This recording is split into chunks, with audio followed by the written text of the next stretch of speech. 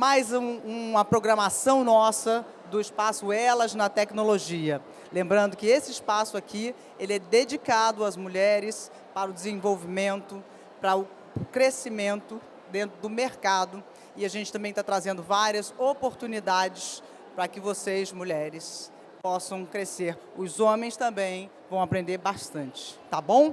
E hoje nós estamos trazendo para vocês aqui um painel Mulheres em Startups. E para falar desse assunto, vamos trazer aqui nossas convidadíssimas, com experiências pessoais, uma jornada brilhante de cada uma aqui, com desafios e conquistas, para falar de uma dinâmica ágil, flexível dentro de uma startup, né? Com habilidades e mentalidades necessárias para você poder ter sucesso aqui nas suas experiências dentro da carreira. E para falar disso, eu vou trazer aqui a CEO da Biz Studio. Vamos receber Cláudia Wilson. Por favor, Cláudia, senta aqui com a gente. Vou trazer também a gerente de transformação digital da Latam, Elisa Miyaguchi. Por favor, Elisa, vamos recebê-la. E para mediar esse painel fantástico, vamos trazer aqui a gerente de TI do Senac, Betsy Rabelo Ferreira. E agora é com você, Betsy. Opa, estão me ouvindo? Boa tarde a todos, todas e todos, né? É bom que tenhamos homens também hoje assistindo a gente. É um espaço de mulheres, mas é um espaço para todos, né? E para mim é muito bacana estar aqui. Eu estou há 2 anos no Senac à frente da TI e tenho podido fazer coisas bem diferentes, além da tecnologia, né? Então, além de estar suportando a TI do nosso Senac, eu estou aqui hoje colaborando para um evento tão bacana como esse, que possivelmente trará muitos jovens talentos para a nossa área de tecnologia. E hoje a gente vai conhecer um pouco o mundo das startups. Vamos entender também as diferenças de trabalhar numa startup, numa grande empresa. Essas duas nossas convidadas também são minhas amigas, colegas de mercado, né? Então, vai ser um bate-papo bem bacana.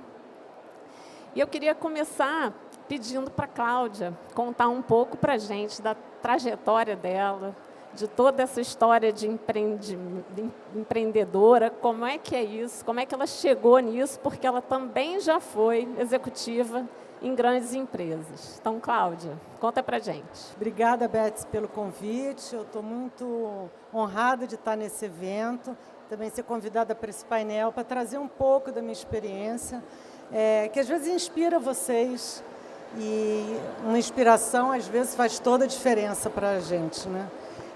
Eu estava brincando com ela que elas vão se surpreender como é o início da minha carreira de startup, né? Porque, na verdade, eu digo que eu sou uma empreendedora raiz. Eu comecei com 8 anos de idade.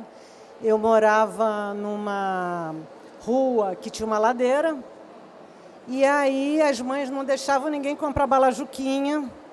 Eu descia a ladeira de patins, comprava a balajuquinha a 5 centavos e vendia 25 lá em cima. Aí todo, que inflação! Não, gente, a gestão de risco, a surra ou o castigo que eu ia levar ia ser enorme, né? Bom, e só que os anos foram andando e o meu mercado sumiu, porque todo mundo fez 12 anos e já podia descer. E o que eu faço? Vamos nos reinventar? Pegava os patins, destruí o patins, criei skate.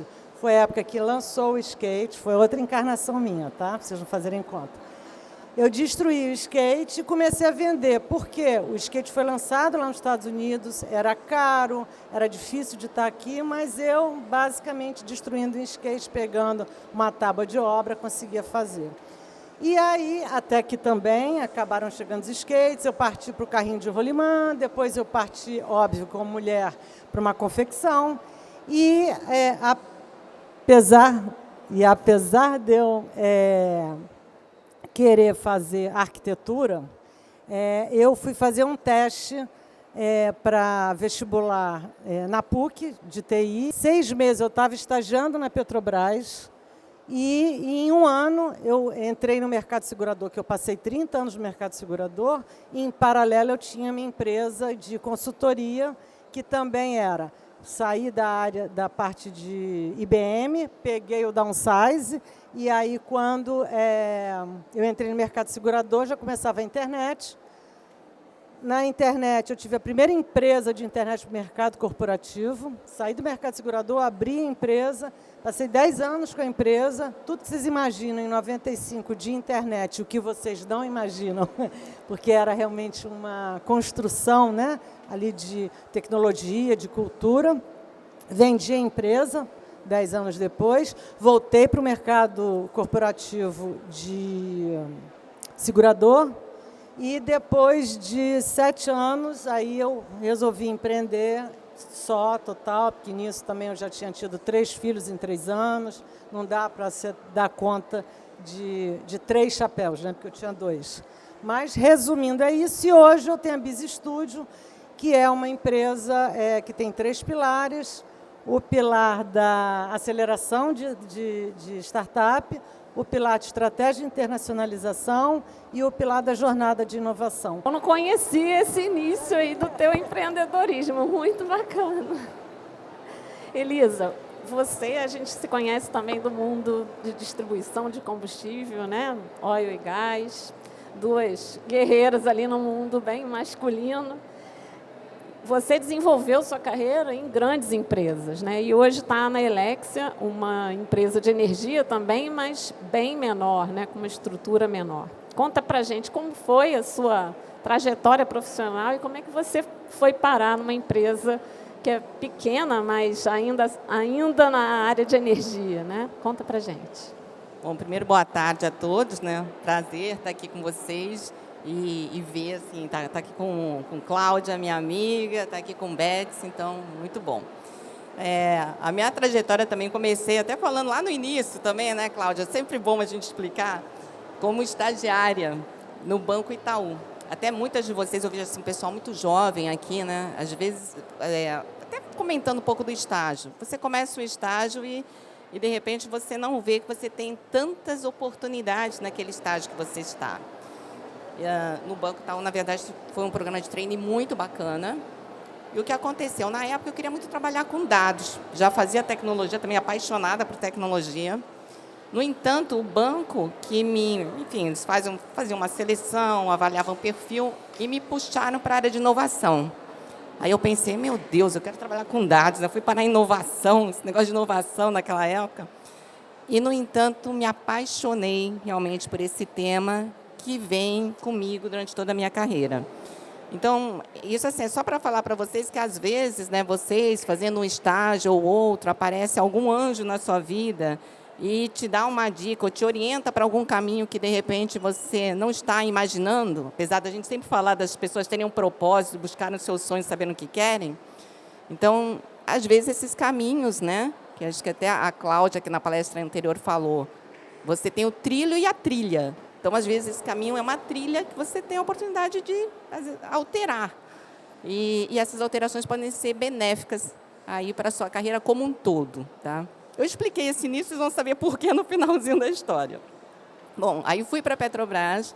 A Petrobras, como vocês sabem, é uma grande empresa. Lá eu trabalhei literalmente do poço ao posto. Entrei na área de exploração e produção, atividade fim da empresa, onde todo mundo quer ficar. Eu falei, não, eu não quero. Eu quero ir para a área de TI. Você está maluca, né? Sair da área de exploração e produção, enfim. Com um esforço muito grande, porque não é fácil fazer esse tipo de migração. Fui para a TI. Na área de TI, gerenciei todas as áreas de tecnologia, desde desenvolvimento de sistemas até infraestrutura, até que cheguei ao cargo de executiva de TI, já nesse momento no posto, na BR. Então, assim, resumindo, né, só para falar para vocês como também é importante vocês buscarem, onde vocês estiverem, pelo menos para mim foi bom, né, não digo que seja para todas as pessoas, mas essa diversificação, vocês trabalharem em atividades diferentes, em áreas diferentes, conhecerem várias áreas da empresa onde vocês estiverem. E aí, já na BR, falei o seguinte, gente, gosto de inovação, Na época, inovação aberta, Cláudia aparecendo. Eu assim, gente, mas como é que eu faço para uma empresa de sociedade mista contratar uma startup que eu tanto quero? E coloquei esse desafio para a minha equipe. Aí faço questão de dizer quem achou a solução. Não fui eu, foi uma pessoa da equipe, Rafael Cavalcante, uma pessoa brilhante. Aí ele fez uma parceria, falou, Elisa, tem como fazer uma parceria com o Sistema S, Sebrae. Aí fizemos uma parceria com o Sebrae e lançamos o primeiro hackathon do Grupo Petrobras, que foi o Hackathon Postos Petrobras, onde jovens como vocês participaram, foi fantástico. E aí esse foi um embrião do programa Petrobras, tem um programa Petrobras Conexões com Inovação, módulo Startup, onde a Petrobras pode contratar startups. Não sei se todas vocês sabem, mas, por exemplo, a Petrobras ela só contrata por licitação. Então, não dava para contratar uma startup naquela época. Aí o Sebrae proporcionou esse caminho nessa parceria para que a gente fizesse essa contratação. E aí eu conheci esse ecossistema de startups e achei super interessante. E durante a pandemia tive a oportunidade, até no networking totalmente virtual, também é outra coisa bem interessante que aconteceu, acho, na pandemia com todos nós, né? E surgiu a oportunidade de trabalhar na Elexia, uma empresa francesa, uma pequena empresa francesa, e que em 2 anos, gente, quintuplicou de tamanho. É impressionante, assim, a gente falando de crescimento da startup, mas realmente impressionante como ela vem crescendo exponencialmente, literalmente. E a proposta deles foi justamente de trabalhar e de contribuir com o futuro sustentável. Eu falei, gente, com a minha carreira já consolidada, tudo na Petrobras, eu falei, é isso que eu quero. Quero trabalhar para um propósito, eu quero contribuir efetivamente com o futuro, para um futuro mais sustentável. E o propósito da Elexia é criar soluções energéticas para o mundo sustentável. Aí eu falei, bom, aí me atraiu imediatamente e fui para a startup. Pois é, a gente está falando de startups, né? Eu acho que para começar bem essa conversa, você está falando da Elexia, uma empresa que a gente consideraria uma startup, mas que quintuplicou seu tamanho. Cláudia aí tem muita experiência com esse tipo de empresa. O que para vocês seria uma boa definição de startup? Que eu acho que essa é a primeira coisa que a gente deveria ter bem claro, né? Cláudia, quer começar? Definição do que é uma startup é uma empresa, nascente, de inovação, escalável e que fatura até 16 milhões de dólares. Isso daí é o marco legal. Essa inovação é que eu gosto de chamar a atenção, porque essa tirania, eu sou da tecnologia, amo de paixão. A tirania de que tudo é tecnologia, eu sou contra. Então, você tem que imaginar que inovação, outro dia eu estava dando, até no grupo que a gente começou lá atrás, um chefe que inventou, eu acho que era uma sobremesa de abacate com doce de goiaba, e que todo mundo achou maravilhoso, isso é inovação. Esse feriado agora eu achei engraçado, né? Eu adoro uma praia, nem dá para reparar, e eu comecei a reparar que tem um monte de gente usando um chapéu que eu não tinha visto, que é uma inovação. Ele, na verdade, ele vira uma viseira e ele tem um dispositivo aqui que você pode fechar e ele vira chapéu. E isso é uma inovação. Então, não necessariamente inovação tem a ver com tecnologia. E a gente volta para a questão da startup. Pela tirania do mercado, se coloca que inovação tem a ver com tecnologia, então, normalmente, as outras definições que existem empresa nascente de base tecnológica que seja escalável e replicável. Outro dia, num evento, eu também escutei uma que empresa nascente que é preparada para ser vendida para um investidor para outra empresa. Então, tem vários conceitos. O que eu acho importante é o seguinte, gente, vamos empreender? Você tem veia empreendedora? Vamos empreender? E depois a gente se encaixa no que a sociedade entende que a gente é. E você, Elisa? Então, acho que seguindo aí realmente o que a Cláudia está falando, tem esse conceito, né? Empresa emergente, enfim, e que vem com alguma inovação no mercado. Mas a startup, assim, pelo próprio nome, você realmente vê que é uma empresa que está iniciando, né? Até colocando o exemplo da Alexia. A gente começou, na época que eu iniciei na Alexia, 2 anos atrás, imaginava realmente uma startup, né? Você vê, emergente, uma equipe pequena, um negócio se iniciando, inclusive no mercado novo, não necessariamente com soluções digitais, como você diz, né? Apesar de que a Alexia tem, sim, soluções digitais, mas eu digo, startups, de forma geral, também concordo, não necessariamente tem que ter uma solução digital. Mas o que ela busca, e acho que a gente estava até conversando aqui, né, do lado, assim, a maioria busca, não todas buscam, um crescimento. E esse crescimento, quando você tem um modelo de negócio, que aí vem a questão da startup e modelo de negócio. Quando você tem um modelo de negócio adequado, independente dele ser ou não digital, você consegue o que a gente chama de escalar a startup, que é realmente fazer com que ela cresça exponencialmente. Que é realmente o exemplo que eu estou dando da minha empresa, mas tem outras empresas, vocês sabem, assim, vários exemplos de unicórnios, enfim. Mas é o que a gente diz também, mas o que o empreendedor quer, né? A gente estava discutindo um pouco antes aqui do painel. Qual é a proposta de valor dele? Qual o propósito daquela empresa, né? Exato. Qual o propósito, né, da empresa? Na minha família mesmo, a minha irmã tem um negócio próprio, estava comentando, mas ela não quer se tornar, assim, quintuplicar, aumentar o negócio. Então, eu acho que vem muito também do que o empreendedor quer. Mas, no geral, as startups, dentro desse conceito, sim, elas buscam financiamento, elas buscam crescer, e assim vêm as aceleradoras que ajudam essas empresas nesse crescimento. E como é que vocês enxergam as oportunidades para as mulheres empreenderem e lançarem suas próprias startups? Vocês acham que tem algum diferencial no fato, ou incentivo no fato de mulheres empreenderem? Ideias podem ser melhor trabalhadas por mulheres? Qual a sua opinião, Cláudia? Eu gosto de trazer muita ideia do seguinte, a mulher é mais empreendedora do que o homem, porque lá no passado as mulheres já empreendiam, normalmente como uma segunda renda ou uma renda complementar, porque aí os homens viravam, né, tinha que ser médico, advogado, né, padre, mas aí padre não adianta, né?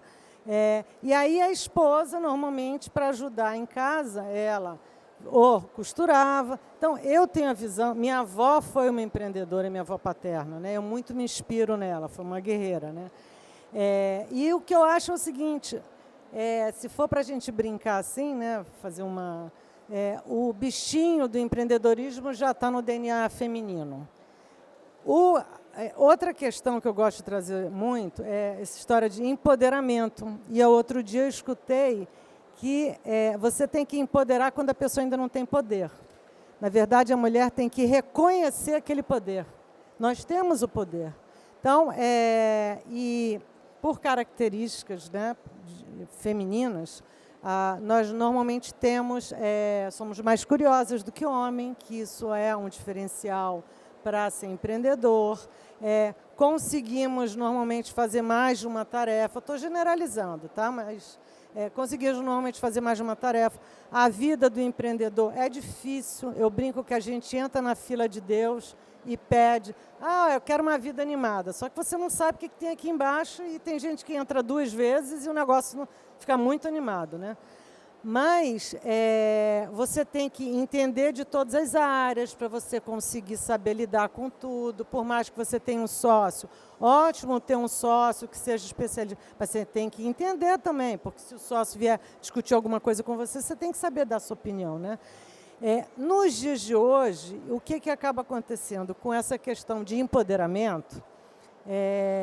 A gente acha que agora a gente tem licença para fazer. Não, gente, a gente sempre teve licença, a gente sempre teve força, capacidade. A questão só é não sair empreendendo ao léu, porque empreendedorismo não é uma brincadeira. Então, você se dedica muito, gasta muita energia. Mulherada que está aqui, que é empreendedora, sabe, né?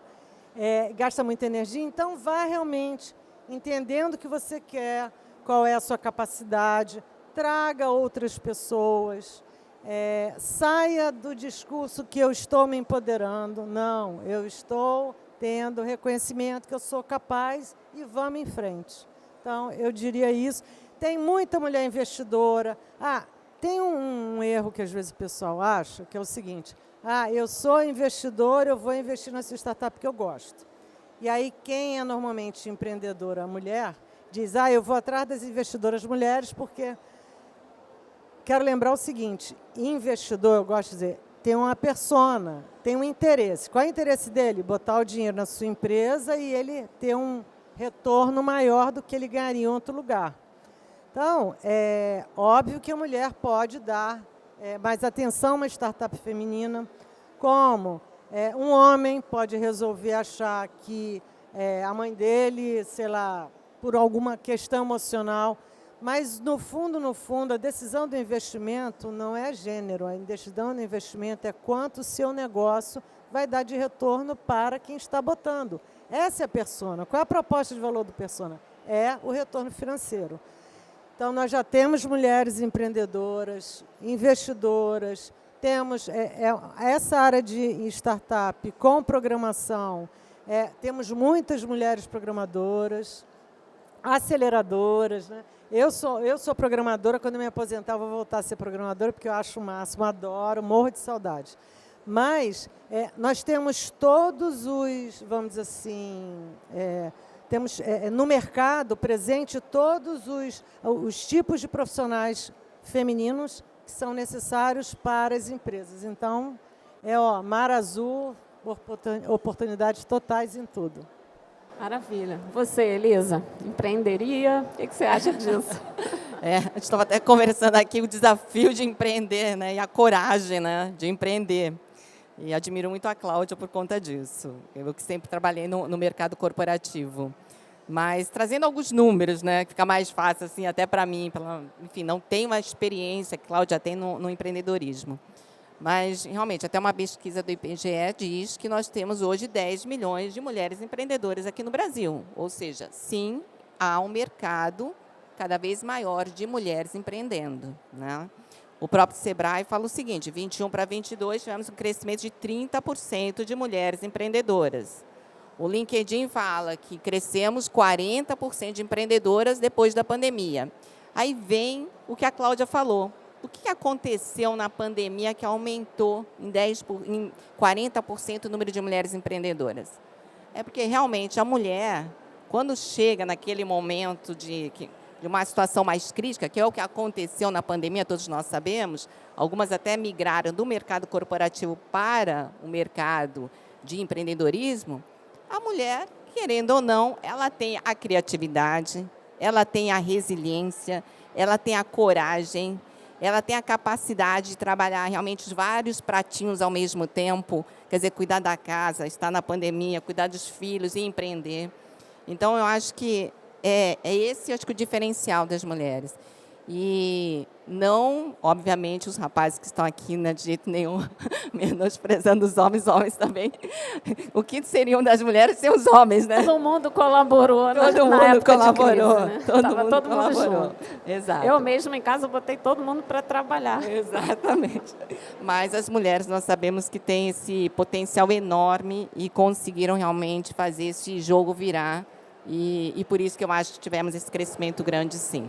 E aí o mercado para a mulher, eu acho que a mulher querendo, gente, não há o que a segure.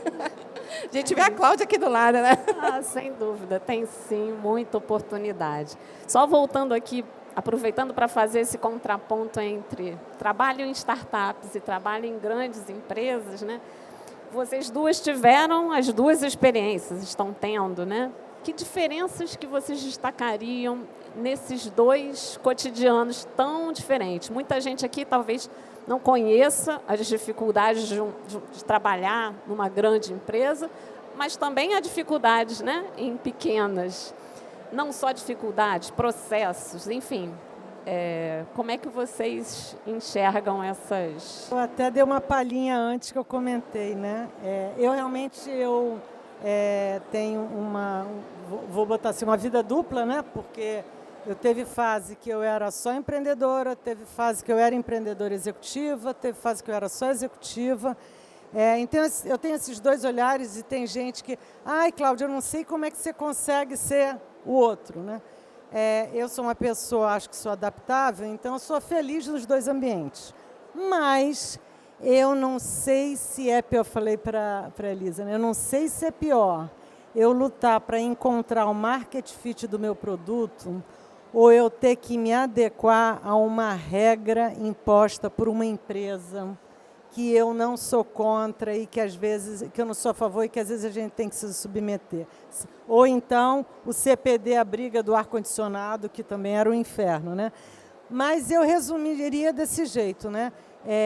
Tudo tem vantagem e desvantagem, gente. A gente tem que realmente ver o que é mais adequado para a gente no momento da vida da gente, porque, como eu falei, eu contei que em alguns casos era super adequado eu estar numa situação e em outros casos não é, né? Mas o importante mesmo é você... Eu diria que é você trabalhar com amor e com o que você gosta. E o resto a gente adapta. Essa foi uma experiência que eu tive, não sei se a Elisa tem esse tipo de visão, né? Se ela sofre, não sei se eu sou mais assim revoltada, então eu sou questionadora, né?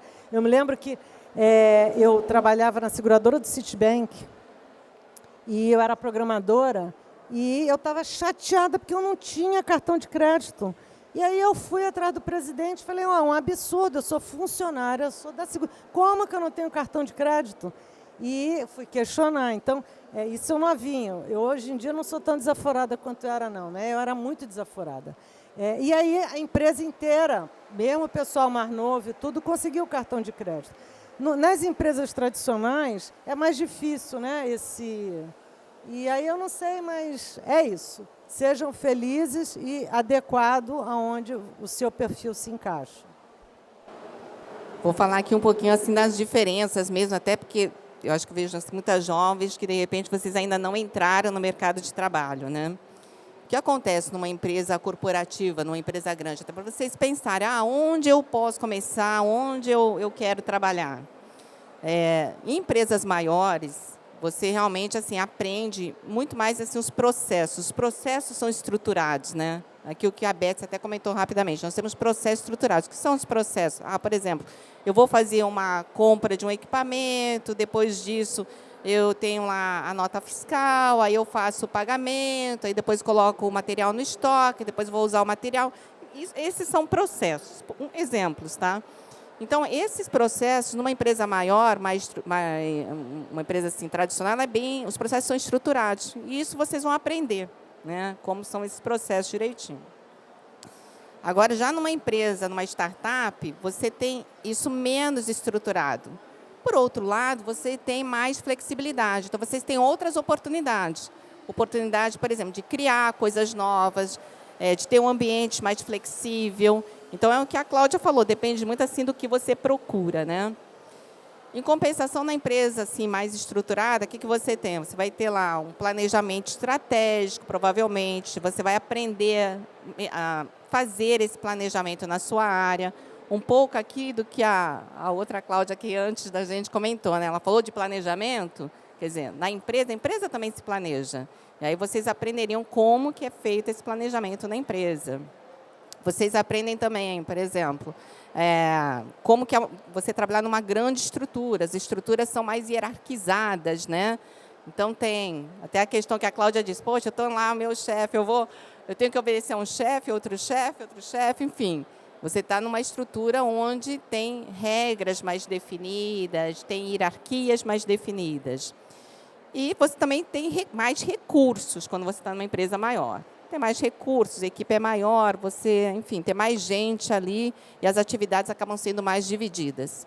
Enquanto que na startup, não. Na startup, você tem menos recursos, você realmente vai trabalhar com equipes bem menores, né? Às vezes, até eu brinco aqui, equipe. E numa empresa menor, você, obviamente, não tem uma estrutura tão grande, tem uma estrutura mais plana. E tem uma forma que a gente até se organiza lá na Elexa, na minha área de digital, que é a questão da gente propor e o pessoal aceitar, né? Isso é legal numa empresa pequena. Você propõe, a pessoa, vamos lá, vamos fazer. Que nós temos uma estrutura orgânica. O que é isso? A gente se fala, todo mundo se fala, não existe praticamente uma hierarquia. A gente pode, por exemplo, eu tenho o meu par que fica na Europa, ele fica na França. Ele tem uma equipe lá na França. Quando eu preciso que a equipe dele trabalhe assim, para algum projeto meu, se a equipe dele estiver disponível, eu vou lá e falo, ó, vem trabalhar comigo e pronto. Eu só comunico, lógico, tal, mas assim, não preciso ficar pedindo uma permissão, né? Isso numa empresa grande, eu diria impossível, né, Cláudia? Impossível. Então, são assim, diferenças realmente, enfim, bem destacadas, né, nas duas áreas. Eu queria fazer um comentário. Vamos dizer assim, tem empresa tradicional, mas tem empresas, por exemplo, que são relativamente grandes, ou tem nome, como a que a Elisa trabalha, que tem esses ambientes de inovação. E aí também tem outra característica que foi como ela começou a falar. Às vezes você, como empreendedora, a gente fala muito, você pode ser uma intraempreendedora. A Elisa é uma intraempreendedora. Ela está dentro de uma estrutura, só que ela está desenvolvendo novas ideias, ela está desenvolvendo novos negócios. Outro tema que eu queria lançar aqui também é a questão da pesquisa. A gente também tem vários, no meio acadêmico, tem vários pesquisadores que depois suas pesquisas podem se transformar num produto. E o que eu gosto de dizer é que, gente, nada é pecado. Não é pecado você ser uma pesquisadora e não querer lançar o seu produto no mundo, mas você pode encontrar alguém, um sócio, que lance o seu produto. Então, o que realmente importa é que a gente consiga estar desenvolvendo dentro do seu propósito, e por isso que startup fala muito de propósito, né? Dentro do seu propósito, como que você pode impactar uma pessoa perto, um país, uma cidade, um mundo, que seja. Que você construa uma coisa que seja sustentável, que seja perene e que você consiga realmente atingir o seu propósito de vida, que é para isso que o ser humano vive, né? Então, na verdade, tem todos esses ambientes. Você acha, Cláudia, que numa startup é mais fácil a gente aproveitar melhor os talentos, mais fácil de identificar onde aquela pessoa se encaixa, ou mais liberdade para isso? Então, o que acontece com a startup? Né? Muito engraçado. Eu acompanho as startups que, às vezes, começou com um e aí vai crescendo, até startups já maiores, né? E eu também já fui desse jeito. Essa empresa que eu falei de internet, eu brinco muito, que eu gosto, que aí entra na questão do processo, né? Você vai começar uma empresa, você tem que criar processo, você também tem que entender que hoje você está com 5 chapéus, amanhã você vai ter que ceder para alguém fazer. Você tem que ter o desapego, e você também, que é uma coisa comum, chamei não sei quem para trabalhar aqui na startup, ele não conseguiu fazer. Você nem explicou, sei lá. Então, a questão do onboard, de empresa, de startup, o pessoal esquece. Você traz a pessoa para trabalhar com você, você... Ficar o contexto da coisa. Senta aí, se vira. Gente, isso não existe nem numa startup, não é possível nem numa startup, nem numa grande empresa, né? Mas, qual é a sua pergunta mesmo? Que agora eu acabei fugindo. Dentro de uma estrutura menor é mais fácil. Então, isso eu sempre fui a favor, em toda a minha jornada, tanto startup quanto de empresa. Eu gosto de entender o que o colaborador, o que o meu sócio mais gosta. E aí potencializar a nossa relação, seja com o colaborador ou com o sócio, do que ele mais gosta. Como eu falei, é importante a gente trabalhar feliz, né? É importante a gente gostar do que a gente faz. E às vezes, como também a gente estava falando no início, a Elisa até comentou, a gente ainda não sabe, a gente ainda não experimentou, a gente não sabe se gosta. Então, a curiosidade de você ir em outro departamento ou numa startup, você assumir uma outra área, é muito boa, porque você pode se descobrir. Você pode acabar descobrindo um talento excelente que você pode explorar, né? Então, eu acho que tanto um ambiente quanto um outro são ótimos celeiros desde que sejam bem explorados, um onboard, que você incentive, que aí realmente eu acho que traz grandes vantagens, tanto para o colaborador, para o sócio, como para a empresa. Queria trazer aquele tema anterior que a Cláudia falou sobre o pesquisador, que eu achei interessante, até para contar uma experiência aqui para vocês. Que até a gente está comentando aqui da criatividade, né, das pessoas terem ideias, e eu sei assim, que de repente aqui tem pessoas com várias ideias que podem se tornar um negócio, mas que não sabem ainda como colocá-la em prática, que é o que a Cláudia estava comentando.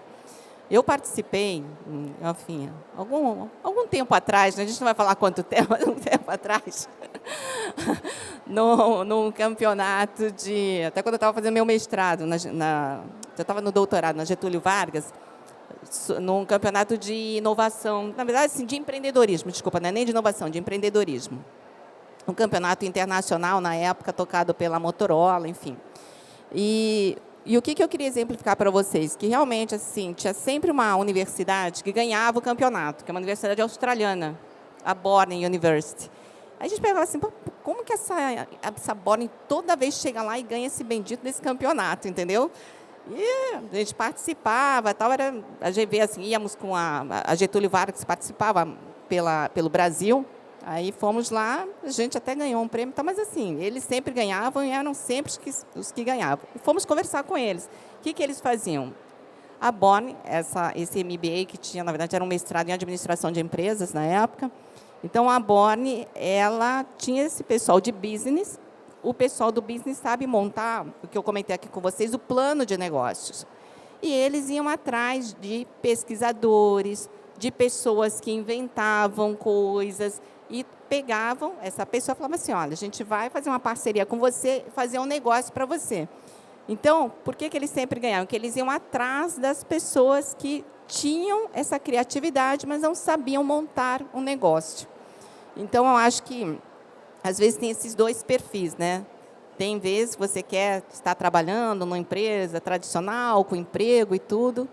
Tem vezes que, de repente, você vai ter uma ideia brilhante e você não sabe como colocar em prática. Então, nesse momento, acho que é bem bacana você buscar assim, uma mentoria, uma consultoria. Hoje tem várias redes de apoio das mulheres, tem Rede de Mulheres Empreendedoras, Mulheres em Rio, que eu também ajudei aqui durante a pandemia, Mulheres CIO, MCIO, ABMER, né? Enfim, são várias entidades que ajudam as pessoas que querem empreender.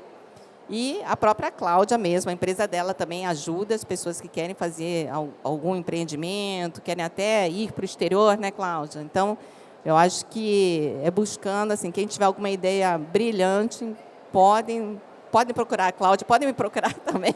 Olha, sabe o que é até engraçado você falar isso? Né? É muito engraçado, às vezes, alguém chegar para mim e dizer assim, Cláudia, eu tive uma ideia, assim, assado, o que você acha? E a resposta que eu dou assim, eu não acho nada. Se até Deus não for o seu cliente, não confia na palavra de Deus. Então, quem diz se o seu negócio é bom ou não, é Deus. Você ou é Deus, é cliente. Não deixa de ser Deus, né? Se você acredita na sua ideia, e outra coisa, quando a gente tem ideia, é óbvio que a minha ideia é maravilhosa, porque aquela que eu não acho maravilhosa, eu descarto. Se você acredita nessa ideia, busca para entender quanto mercado ela tem, quanta sustentabilidade, quanta escalabilidade, e vamos que vamos. E é outra coisa, não deu certo em pouco tempo, eu já tive essa situação, é difícil, desapega e vamos para uma outra ideia. É muito difícil a gente se apegar de uma ideia, gente, eu sei como é que é. Mas é a lei da vida, entendeu? A gente tem que desapegar e ir. E nem sempre quem tem a ideia está ali para operacionalizar tudo. Aliás, quase nunca, né? Precisa de toda uma estrutura. Gente, inclusive, eu lembrei, eu conheço no Vale do Silício algumas empresas que fazem esse tipo de trabalho, né?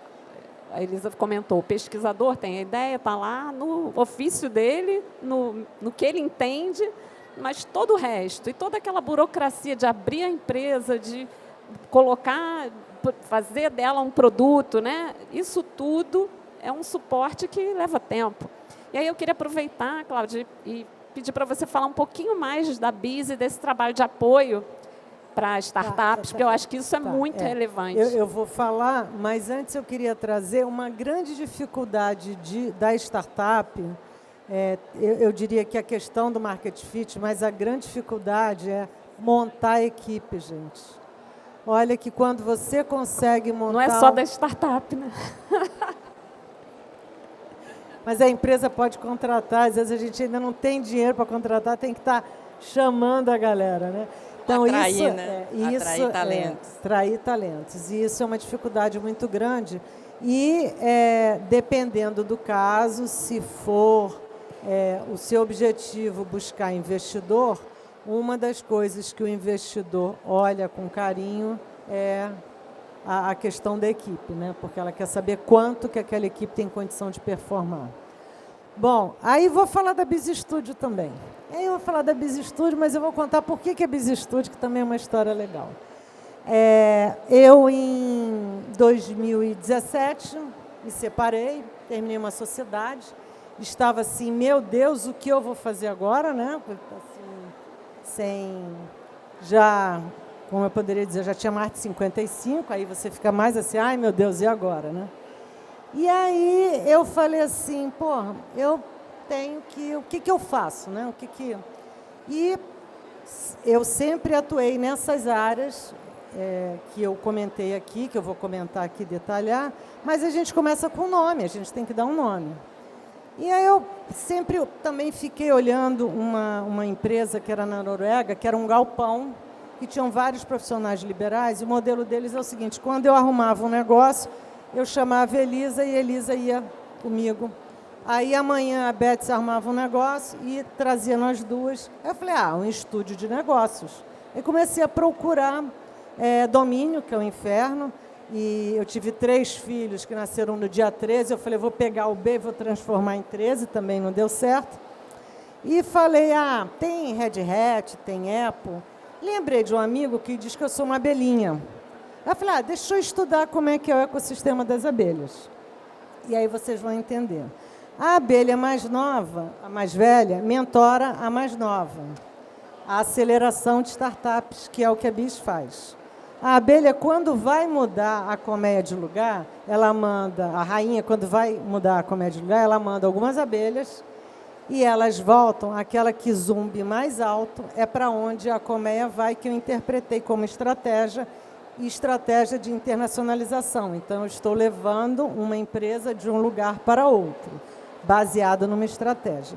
E a abelha, ela tem 5 visões. Uma delas aumenta o objeto 60 vezes, realidade aumentada, gente. E agora, há pouco tempo, eu descobri que as abelhas, elas conseguem ter um grau de assertividade, de tomada de decisão, quase próxima de uma máquina de inteligência artificial. Então, a Biz Studio, resumindo, é uma aceleradora de startups e empresas para programas de aceleração. Nós temos a estratégia de internacionalização, que é levar empresas brasileiras para fora ou trazer empresas lá de fora para o Brasil. E a jornada de inovação, que é a transformação cultural, a transformação digital e a inovação disruptiva, Biz Studio. Maravilhoso. Vou aproveitar esse gancho aí da inteligência artificial, aproveitar que a gente estava falando um pouquinho disso antes, né? Vocês acham que isso é benéfico para quem está começando uma startup? Será que já começar com inteligência artificial é bacana? Vai trazer produtividade? O que vocês duas acham? Ela está me provocando, que eu fiz uma declaração ali para ela antes, né? Bom, uma coisa que eu gosto muito de dizer, que eu acabei não me apresentando assim, né? Eu sou militante pelo ecossistema de empreendedorismo e inovação. O meu propósito de vida é facilitar a tecnologia, democratizar a tecnologia para trazer qualidade de vida para a sociedade. Então, eu vivo tecnologia, respiro, já estou pensando lá na frente e volto. A inteligência artificial eu entendo como uma ferramenta igual ao fogo, que veio para a humanidade ter um desenvolvimento. Só que o que acontece? Ela realmente, a gente chegou num momento, eu então, que sou curiosa, né? Tem hora que eu não dou conta de todas as informações. Então, eu entendo que a inteligência artificial veio para que o ser humano consiga tomar decisões que a gente já não está mais conseguindo e assim a gente vai evoluir. Só que isso tem um preço, porque a gente vai ficar burro. A gente já está ficando burro. A gente está, na verdade, se acomodando a não pensar, a não raciocinar. Vocês veem que eu tenho todo esse discurso aqui, mas eu sou muito crítica, eu olho um lado, outro lado. A gente tem que convidar as pessoas para terem esse olhar crítico. Mas a gente vai ficar burro. Mas pensando no olhar crítico, a gente tem uma vantagem, porque o ser humano, como evolutivo, o corpo humano é evolutivo, eu acredito que a gente vai diminuir a parte do cérebro em que de tomada de decisão, conhecimento, mas a gente vai evoluir outra parte do cérebro, que seja, que eu brinquei até com a Betsy, né? Sei lá, teletransporte.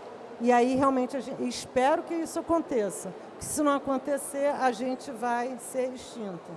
Então, eu acho que a inteligência artificial é uma excelente ferramenta, sendo boa utilizada como qualquer uma, mas eu acredito que a gente vai acabar desenvolvendo outras habilidades e aí a gente vai ter evolução, senão a gente morre. A inteligência artificial também eu vejo assim, como trazendo produtividade, até falando de, independente de ser startup ou não startup, acho que quem já está começando a utilizar, né, enfim, a gente já usa, eu pelo menos assim, já uso bastante. A gente realmente, usa até sem saber, né, Elisa? Usa sem saber, também é verdade. Antes a gente usava sem saber. Agora é bom, pelo menos a gente usa meio sabendo, né? Usa pra gente, né? Enfim. Mas antes a gente tinha os dados, né? Que na hora que vocês colocam os dados, por trás, obviamente, tem toda a inteligência artificial. Mas sim, ela traz produtividade, faz-se uso, sim, para a produtividade. Obviamente, como qualquer ferramenta pode ser usado para o bem ou para o mal, a gente sempre está pensando no bem, é claro, né? E aí vem a questão que até a Cláudia trouxe. A gente vai ficar mais burro? Também acho. Tem muitas coisas que a gente fica com preguiça. A IA faz muito mais rápido que a gente, faz muito bem feito, né? Se você souber utilizá-la, ela é muito boa, de fato. Mas aí já estão criando, o ser humano também é bem bacana, que a gente sempre está criando, né? Sempre tem alguém criando. Já estão criando uma, onde ao invés de ela te dar respostas, ela vai começar assim, ela pede que você faça perguntas. Você faça perguntas, não. Ela vai fazer perguntas para você. Então, ela começa a te perguntar, entendeu? Justamente para que você aprenda a responder. Porque esse talvez seja um receio que a gente tem, né? A preguiça ficar tanto que as pessoas já não sabem não sabem responder nada, né? Tudo vou perguntar para a IA. Peraí, deixa eu ver aqui.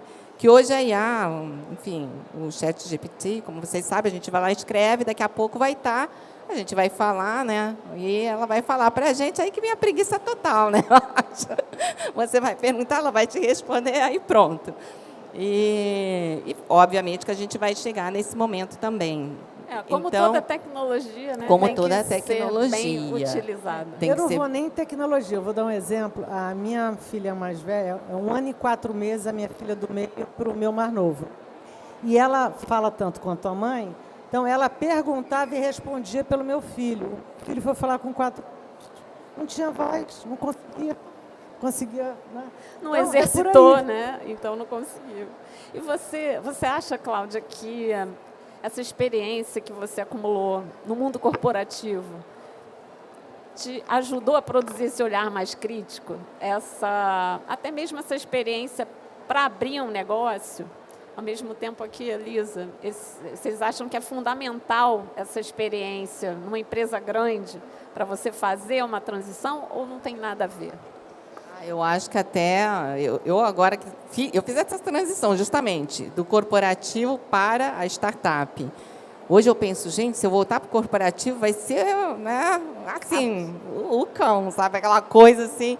Eu acho que o caminho também de ir para a startup, para o corporativo, deve ser fantástico, entendeu? Porque o que você aprende numa startup, de se virar, de fazer as coisas assim, colocar a mão na massa, fazer de tudo, desde o operacional até o estratégico, e fazer as coisas acontecerem. Esse olhar mais questionador que a Cláudia está trazendo, acho que esse é até tem sido assim, uma mudança de mindset para mim, um aprendizado, porque numa empresa corporativa acho que você acaba, querendo ou não, questionando menos.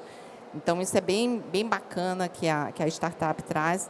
Então, acho que assim, no final, o fato de você fazer essa transição e você ter esse olhar crítico em qualquer ambiente é super benéfico. E você fazer a transição da startup para o corporativo também, eu acho que é excelente. Você, Cláudia?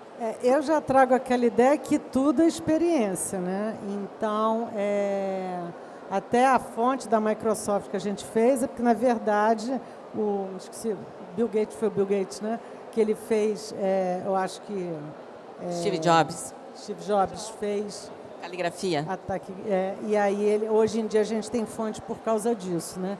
E eu gosto de trazer muito isso, né? Tudo na vida... pode ser que a gente até amanhã não use tudo, né? Mas toda oportunidade que eu tenho para aprender qualquer coisa, meninas, qualquer coisa, eu acredito que amanhã eu vou conseguir usar de alguma maneira ou vai juntar com alguma coisa e vai me dar mais capacidade. A vida de empresária, ela, talvez a gente aprenda... Aí vamos lá. Como startup, eu diria que você tem que ser mais curioso, porque você tem que alcançar mais conhecimento para ter algum resultado.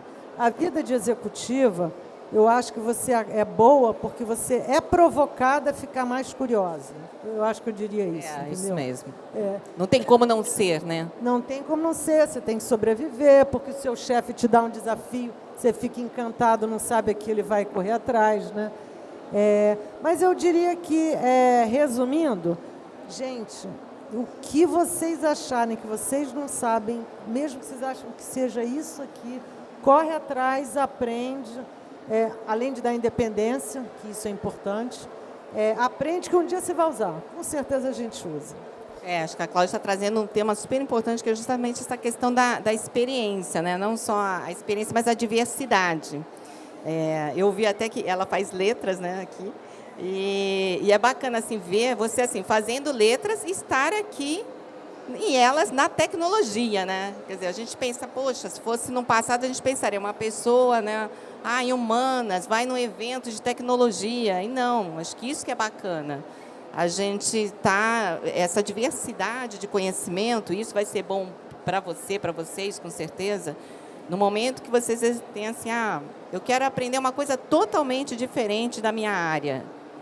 Isso assim acaba trazendo um equilíbrio para a gente, um equilíbrio para cada um. E aí, isso lá na frente, você vai assim conseguir juntar essas peças e ter uma criatividade maior, provavelmente, entendeu? Não, e assim, Então, letras, tem tradução. A minha irmã tem uma empresa de tradução, estava contando para elas. Né? Trabalha muito com tecnologia o tempo todo. As ferramentas dela, todas são isso. Ela faz trabalhos para as Big Techs. Por quê? Produz um aplicativo, você tem que traduzir aquilo. Ok, agora já tem os tradutores automáticos. Ela está sofrendo com isso. Ela está tendo que se reinventar. Está estudando sobre isso para que ela acelere os processos dela e torne esses processos mais rápidos, né? Mas ela trabalha com qualidade, fazendo revisão das traduções automáticas. Então, assim, é o que a Elisa está falando, e o que a Cláudia colocou também muito bem. Saber fazer, conectar todo o teu conhecimento é o segredo aí, né? Provavelmente de tudo. E a gente está chegando aqui no final, eu quero deixar um espacinho para perguntas, mas queria que vocês deixassem um conselho final para quem quer ou empreender ou trabalhar numa startup. E aí, Cláudia, Elisa? Eu gostaria de deixar o seguinte conselho: seja curioso. E outra coisa, se você, principalmente aqui no painel que é de mulher, né? Eu não gosto dessa palavra empoderamento. Tenha consciência do que você é capaz de fazer ou não.